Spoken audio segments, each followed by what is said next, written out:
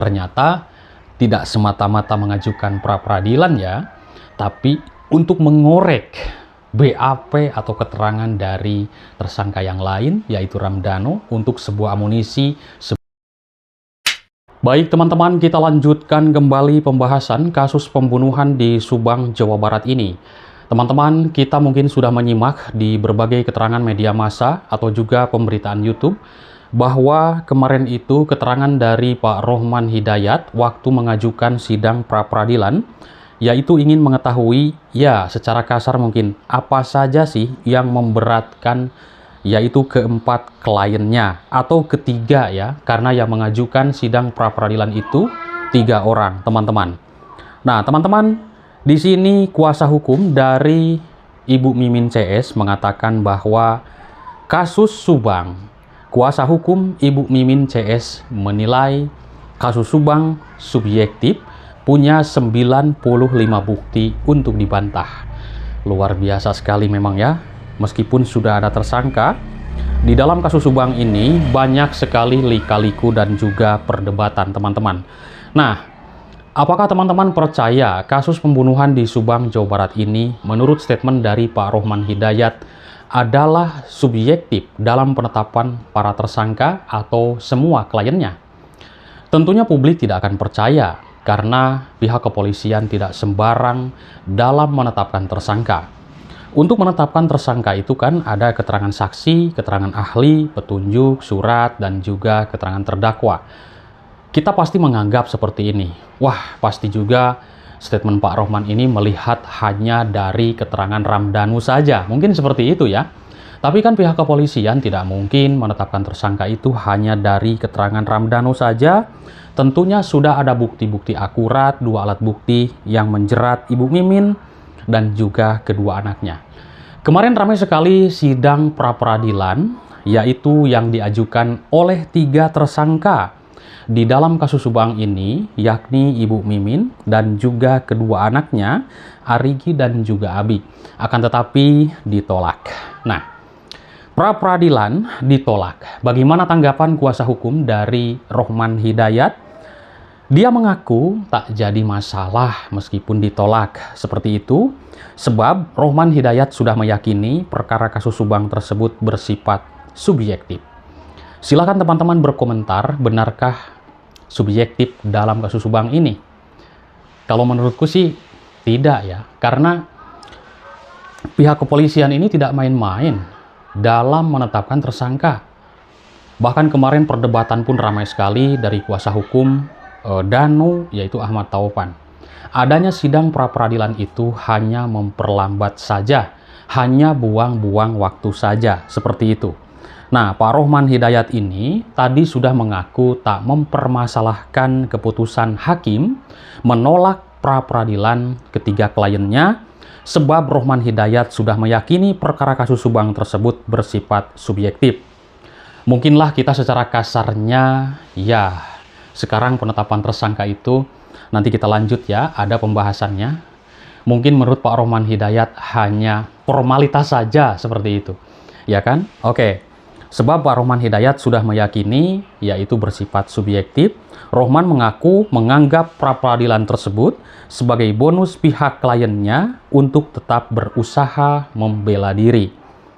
Menurut Pak Rohman, masalah pra-peradilan ini bonus, katanya seperti itu.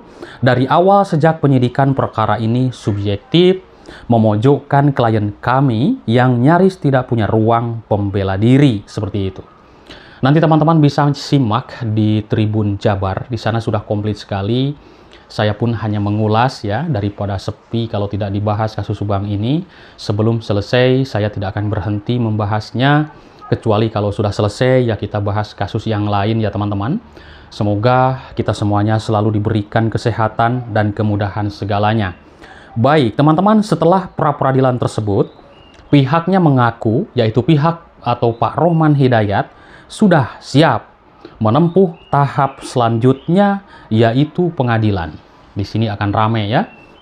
Nanti Danu sebagai Justice Kolaborator atau JC akan membongkar semuanya di dalam kasus Subang ini, dari hal terkecil sampai hal terbesar. apa yang dia benar-benar ketahui, apa yang benar-benar dia lihat. Karena harus bisa mematahkan pendapat atau statement dari Pak Rohman. Karena Pak Rohman ini mengatakan keterangan Ramdhanu itu bohong. Didebat lagi dengan kuasa hukum Ramdhanu, sudah benar pihak kepolisian tidak main-main dalam menetapkan tersangka. Ini adalah kasus besar, masa sih main-main seperti itu? Baik, menurut Pak Rohman Hidayat tadi mengatakan setelah pra-peradilan tersebut pihaknya sudah siap perang seperti itu di pengadilan nanti. Hal itu lantaran apa alasannya? Diakui oleh Pak Rohman Hidayat bahwa Pak Rohman ini sudah memiliki strategi baru untuk persidangan kasus Subang nantinya. Jadi sudah punya amunisi, sudah punya strategi nanti untuk siap perang di pengadilan, teman-teman. Karena nanti di pengadilan itu Danu dan semua tersangka akan dihadirkan, para saksi, ratusan saksi, dan juga barang bukti yang sudah ratusan yang sudah disita pihak kepolisian. Lalu bagaimana dan adapun strategi barunya, yaitu Pak Rohman, pihaknya mengklaim memiliki amunisi dari alat bukti yang ditunjukkan Polda Jabar di pra-peradilan. Jadi di pra-peradilan itu kemarin di sidang, Pak Rohman, ya saya yakin semua mempelajari dari apa isi keterangan Ramdhanu, teman-teman. Karena untuk amunisi nanti, Pak Rohman mengatakan berkas yang kita peroleh itu justru adalah amunisi buat kita untuk bersidang di dalam kasus Subang ini. Ternyata tidak semata-mata mengajukan pra-peradilan ya, tapi untuk mengorek BAP atau keterangan dari tersangka yang lain, yaitu Ramdhanu, untuk sebuah amunisi, sebuah bahan yang akan bahan perang nanti di pengadilan, teman-teman. Begitulah secara kasar kita ya, menanggapi dalam hal ini.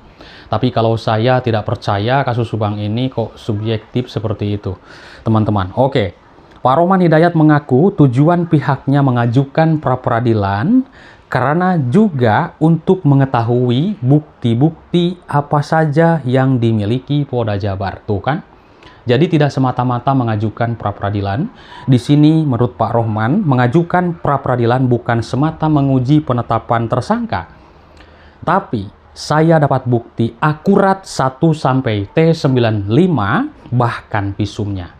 Ternyata ya mungkin dikorek semuanya oleh Pak Rohman ini. Menurut kasar kita ya, anggapan kita, berarti apa sih sebenarnya yang bisa memberatkan ketiga klien saya ini? Mungkin seperti itu ya.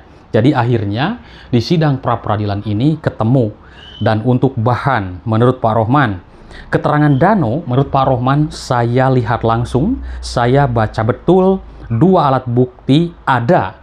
Tapi apakah berkesesuaian dengan fakta tanggal 17 Agustus 2021 lalu itu belum kita uji.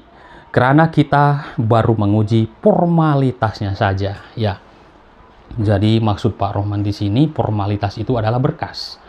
Pengujian atau buah dari segala masalah nanti akan di pengadilan, teman-teman. Nah, baik teman-teman, ini seru sekali kasus Subang ini, karena meskipun sudah ada tersangka, akan tetapi banyak sekali lika-liku perdebatan ya. Waduh, luar biasa kasus Subang ini, tapi kalau kita lihat, dan kalau kita tidak memviralkannya, ini sudah tenggelam teman-teman. Tapi alhamdulillah, sesudah Ramdhanu menyerahkan diri ke Polda Jabar, akhirnya mengakui perbuatannya di pertengahan Oktober kemarin, langsung ada tersangka dalam kasus Subang ini. Tadinya kan gelap gulita ya kasus Subang ini. Kadang kita bertanya apakah terungkap, apakah tidak gitu kan. Karena sudah 2 tahun lebih lamanya teman-teman. Nah, lalu Ramdhanu ini kan dari pihak keluarga. Ya kita meskipun dia dikabarkan anak angkat dari Waida, akan tetapi kan dia hidup bersama-sama dengan keluarga Pak Yosep, digaji dari kedua almarhumah, kerja di keluarga almarhumah, dan hidup bersama dengan kedua almarhumah di sana. Otomatislah kita anggap dan kita sebut adalah keluarga dari kedua almarhumah dan mereka semuanya. Yang menyerahkan diri hanya Ramdhanu saja mengakui kesalahannya. Lalu yang disebutkan oleh Ramdhanu atau tersangka Ramdhanu yang bukan keterangan saksi ini, mereka disebutkan Pak Yosep, Ibu Mimin, Arigi, dan juga Abi menolak dan mengelak atas apa yang dituduhkan oleh Ramdhanu. Otomatis Pak Rohman Hidayat mengatakan dalam sebuah statementnya bahwa keterangan Ramdhanu itu bohong, mengarang, seperti itu. Oke, teman-teman. Nah, tadi Pak Rohman Hidayat ini sudah melihat alat bukti untuk menjerat 3 kliennya, yaitu Ibu Mimin CS. Katanya itu hanya baru formalitas dan objektivitas menurut keterangannya, karena menurutnya substansi 2 alat bukti menjerat 3 kliennya baru bisa diuji di persidangan. Kita sebagai warga masyarakat tonton saja nanti siapa sebenarnya pelaku yang sebenar-benarnya. Dan benarkah keterangan Ramdhanu ini nanti akan dibuktikan di pengadilan semuanya? Karena pengadilan adalah biji dari sebuah masalah. Tidak ada kebohongan dan karangan di sana. Lebih lanjut, menurut Pak Rohman Hidayat mengaku setelah pra-peradilan itu, pihaknya bersiasat mengetahui 95 bukti yang selama ini tidak terakses oleh pihaknya. Jadi, mengajukan sidang pra-peradilan juga ini adalah sebuah trik untuk mendapatkan informasi atau bahan, yaitu untuk nanti di persidangan. Menurut Pak Rohman Hidayat, 95 bukti tersebut bisa dia gunakan menjadi untuk amunisi di persidangan kasus Subang nanti.